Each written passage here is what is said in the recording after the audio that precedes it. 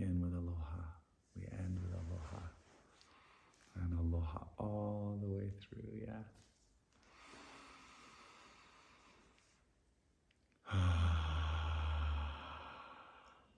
Welcome to the first ever Conscious Leadership Dojo, where we're practicing the holistic arts of internal and interpersonal and communal reconciliation and conscious leadership. And first and foremost, this space is a space of practicing a set of fundamental agreements and practicing and innovating on some cultural customs that we believe foster and express conscious leadership and foster consciously leaderful communities. Yeah, communities of conscious leaders. That's what we're headed towards. That's what we want to go for here. That's my personal vision and dream, is communities that are full of conscious leaders. Every single person understands their conscious leadership, their responsibility and their role, and where their genius shines and where their humility and willingness to follow is most appropriate. All of us in harmonious collaboration on behalf of our collective needs and individual needs. And for me, that begins with the breath. It begins with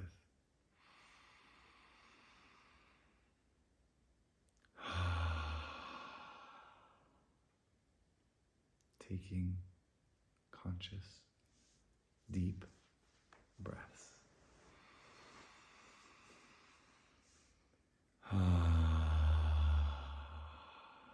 So we breathe together here at the beginning, and we slow ourselves down as we enter into a space where we want to embody a different culture than the one outside of this space. This culture is slow and sensitive and gentle, easy, grounded, embodied.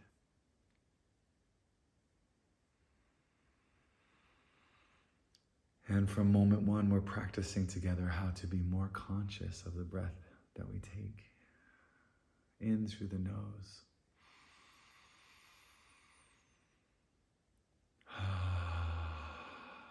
And out through the mouth, which is a soothing breath for our nervous system. Soothing breath that disrupts our fight or flight patterns. And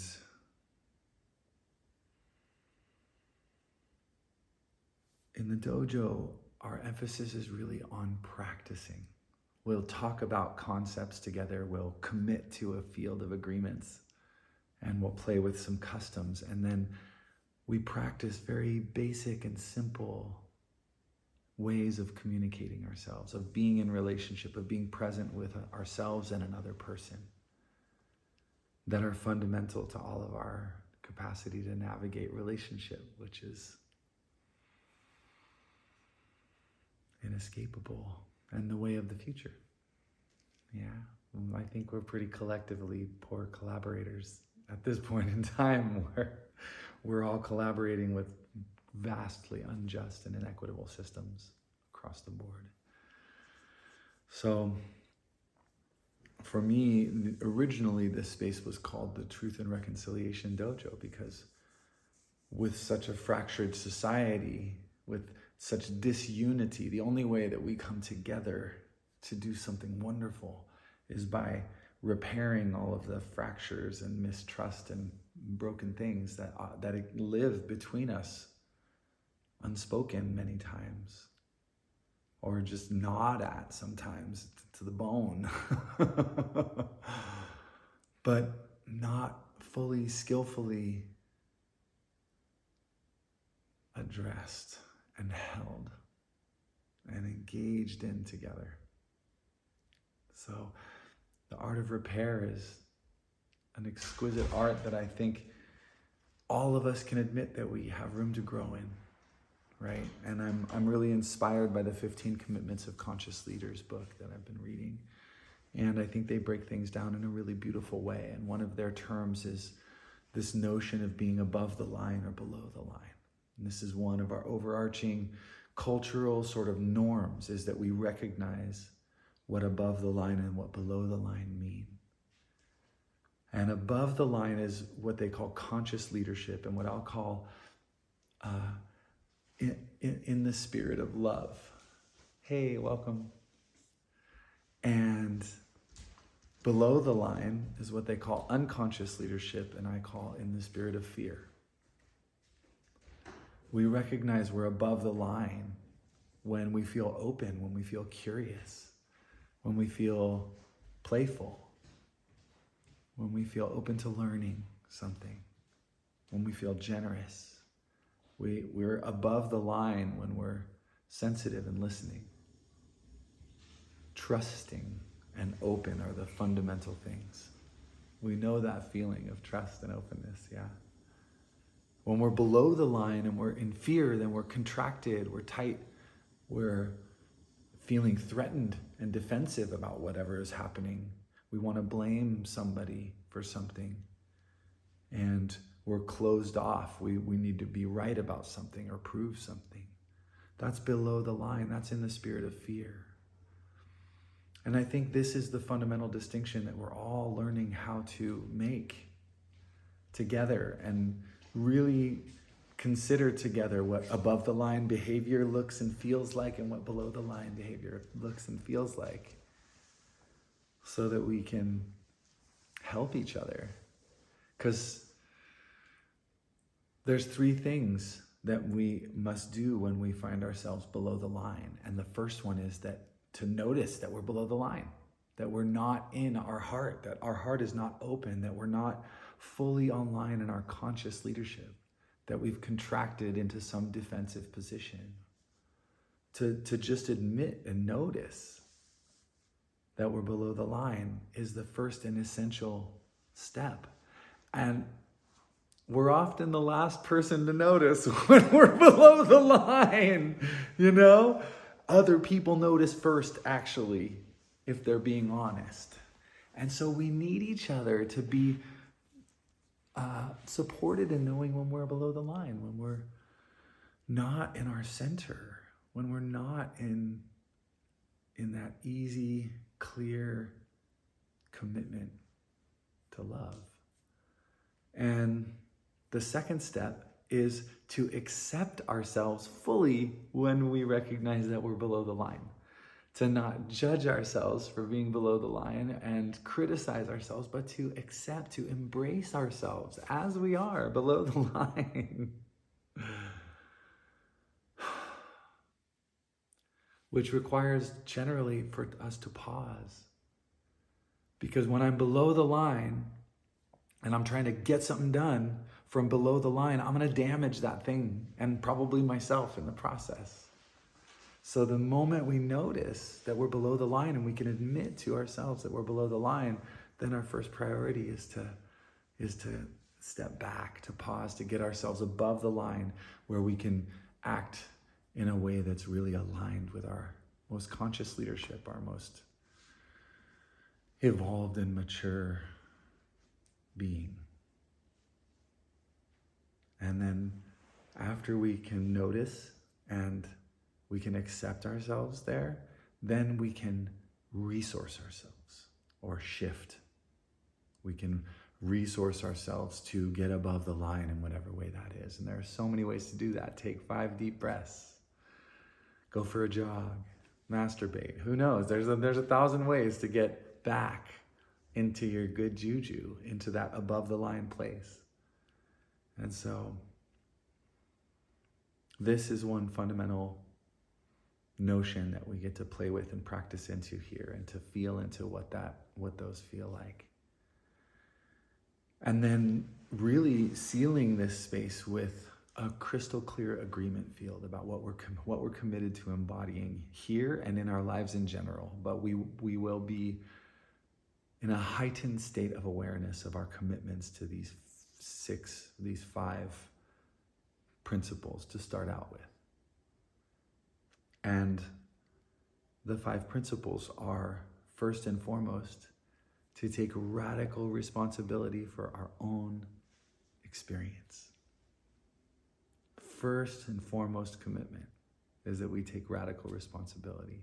And I love the way that they articulate this commitment and its shadow reversal in the 15 commitments. And I'm going to read it out loud, because the commitment here, first commitment, and this is basically your entry fee. If you're not committed to these things, then you should go practice somewhere else, because we're here to practice these things and learn more about them. First, I commit to taking full responsibility for the circumstances of my life and my physical, emotional, mental, and spiritual well-being. I commit to support others to take full responsibility for their lives. That's radical responsibility. Are y'all willing to experiment into that level of radical responsibility during this container? Awesome. Thank you. I am self-responsible is the positive affirmation here.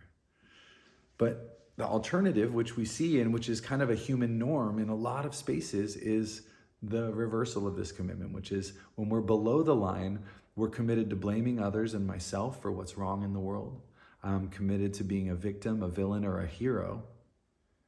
And I'm committed to taking more or less than 100% responsibility for my life.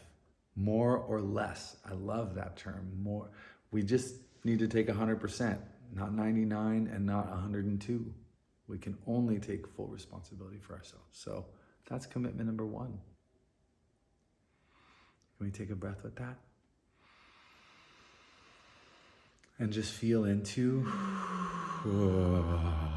what that commitment feels like in the body. I am committed to taking radical responsibility for my circumstances, my physical, emotional, mental, and spiritual well-being.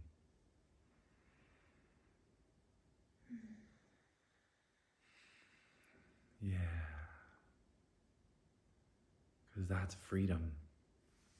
And as long as we're all committed to taking 100% responsibility, then we'll get things sorted out. But as soon as one person is not willing in our group to take 100% responsibility, then something is going to get left unowned, unclaimed somewhere. So, the second agreement is just a commitment to being curious, a commitment to recognizing that we're all still learning, that none of us is done learning about things and getting even better at things. And so, second commitment, I commit to growing in self-awareness. I commit to regarding every interaction as an opportunity to learn. I commit to curiosity as a path to rapid learning. So, can we all commit ourselves to that today, to curiosity and growing self-awareness? Yes, thank you. So let's just take a breath with that. Feeling our curiosity come online. Nothing to prove. Nothing to be right about. Because the shadow of that is I commit to being right and to seeing this situation as something that is happening to me. I commit to being defensive, especially when I'm certain that I'm right. And as soon as any of us do that, then we're below that line, right? And we all do that. This is not a place to be perfect. It's a place to just admit when we're below the line or above the line. Yeah. Number 3, I commit to feeling my feelings all the way through to completion. This is the most radical agreement so far. They come and I locate them in my body and move, breathe, and vocalize them so they release all the way through. I commit to feeling my feelings all the way through to completion. That's our commitment. Because if we do any less, we're stuffing something down. And the reversal is I commit to resisting, judging, and apologizing for my feelings. I repress, avoid, and withhold my feelings. And raise your hand if you've done that in your life, right? I sure have. Plenty. I still do sometimes. Less and less, but still more than I wish. Definitely more than one day I shall. So can we commit to feeling our feelings in this space here? Can we commit to a culture where we feel our feelings and we just support the people around us to feel what they feel?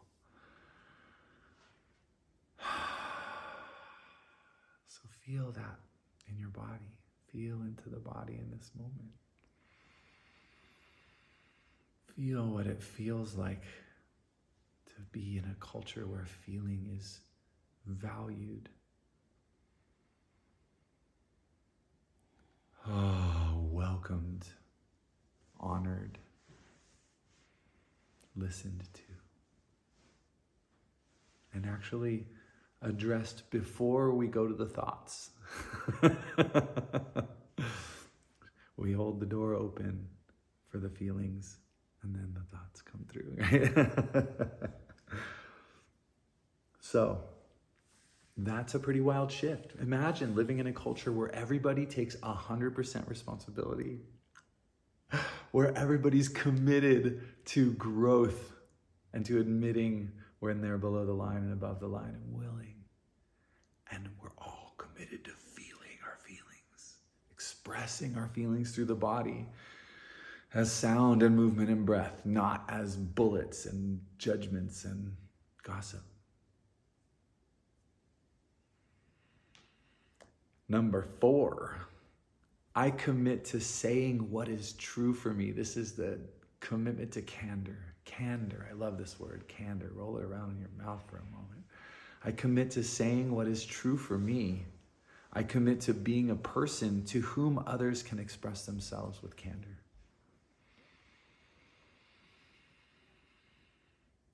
I speak my truth. I speak my inalienable truth, my inarguable truth, which is not my judgments of other people, but which is how I feel, what I desire, what I need, what I'm experiencing, what I'm thinking about, or the story I'm telling myself. Those are all inarguable truths. So we commit to candor, to practicing truthfulness with each other in the moment to moment, not like waiting until you have enough to almost explode. Are we willing to commit to candor? Awesome. And number 5, this one is badass. I commit to ending gossip. Talking directly to people with whom I have an issue or concern, and encouraging others to talk directly to people with whom they have an issue or concern. I commit to ending gossip. This is powerful. This is a powerful agreement because it also covers confidentiality. You don't talk about what is not your business to talk about. You really carefully choose your words and what you reveal, right? There's so much in this. And the reversal of this is, I commit to saying things about people that I have not or will not say to them. I commit to talking about people in ways I wouldn't if they were there. I commit to listening to others when they gossip. Those are the reversals. When we're below the line, that's what we do. All of us can revert to that. So are we willing to end gossip together, my friends? You imagine living in a community that was totally gossip-free, where you didn't have to guess what was going on for somebody because you know that they would just come and tell you if there was something going on for them. And they don't have to guess what's going on for you because you communicate clearly. And our collective nervous system settles down to a degree that we just become so much more attuned to one another actually. We're in the field of feeling.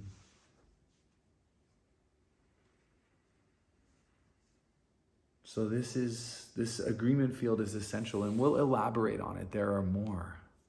The commitment to integrity, commitment to appreciation, commitment to living in my zone of creativity and genius. Imagine that. Commitment to a life of play. There are more commitments, but those first 5 are really fundamental to the safety of the container, I think. So we're committed to not sharing anything that we've heard in here as a form of gossip, or to anyone who doesn't really, whose business it isn't, so that we can have these tender conversations and practice the art of feeling. And today we're going to get started with our practices, and I'm going to turn the camera off. But this is a really important introduction that I hope everybody who intends to come to the dojo will watch, because we're not going to go through these agreements as thoroughly every time. There's got to be a process that we'll come up with here for getting people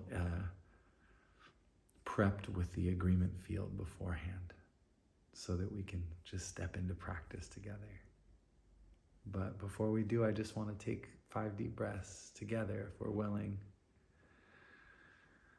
First, just tuning into the way our body feels in this moment,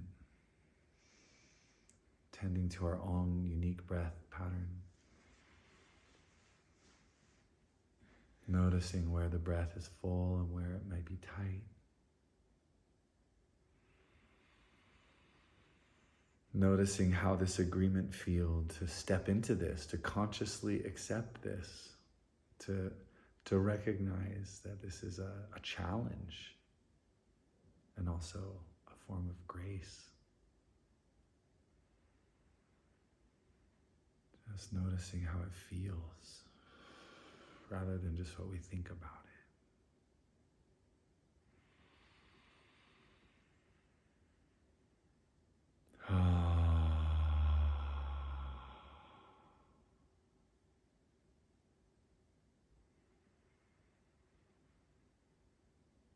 This is our culture. So if you're willing to exhale, we'll all take 5 deep breaths in coherence together before we move on. Hanu.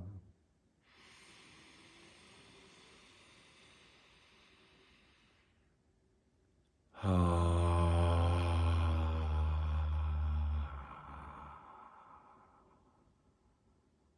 Hanu.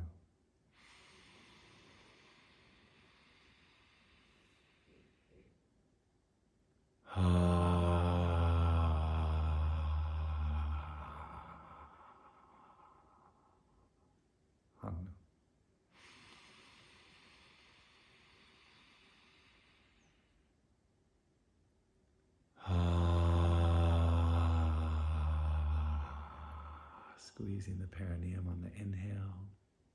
Hanu.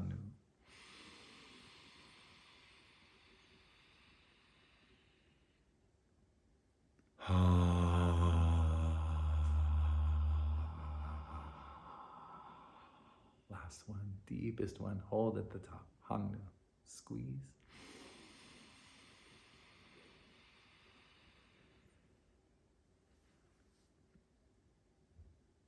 Take another sip.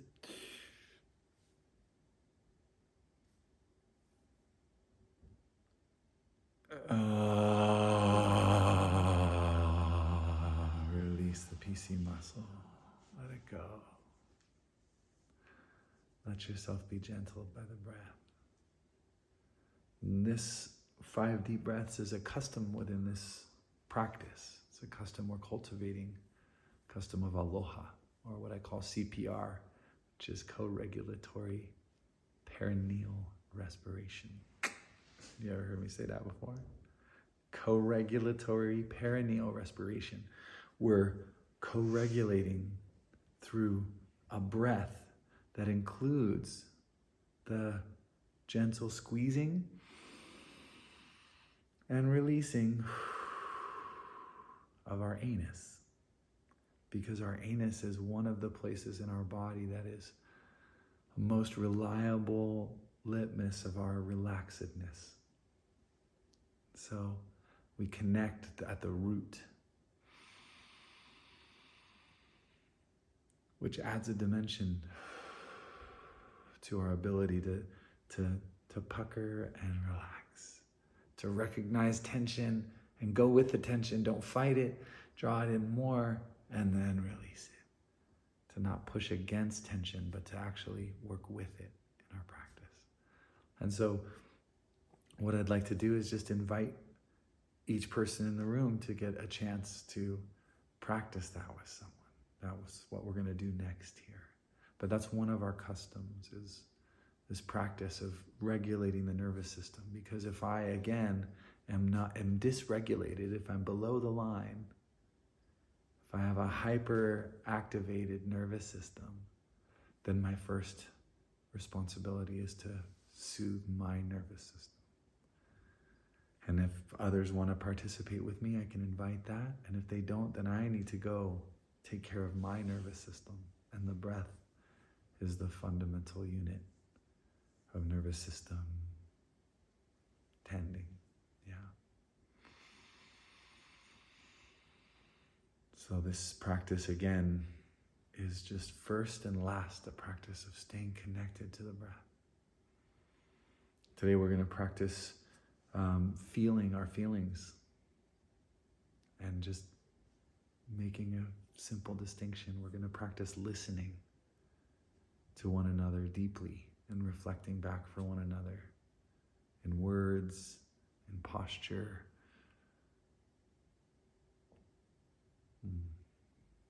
We're going to practice speaking our truth in non-judgmental language, identifying what that truth is, what our inalienable experiences are that are valid and that need to be communicated.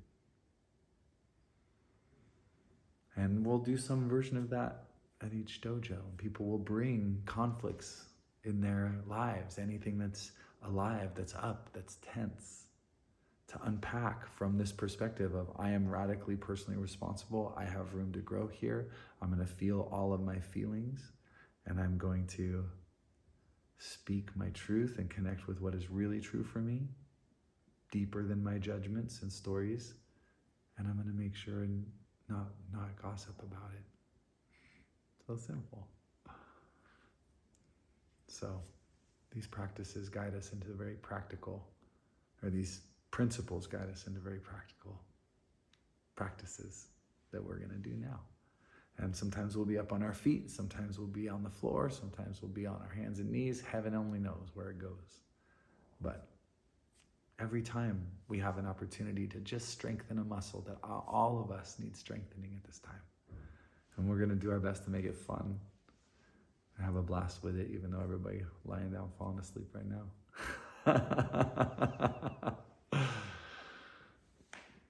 But we get to learn as we go. So thank you. And thank you both for listening to the spiel, the long spiel, as I get myself oriented here.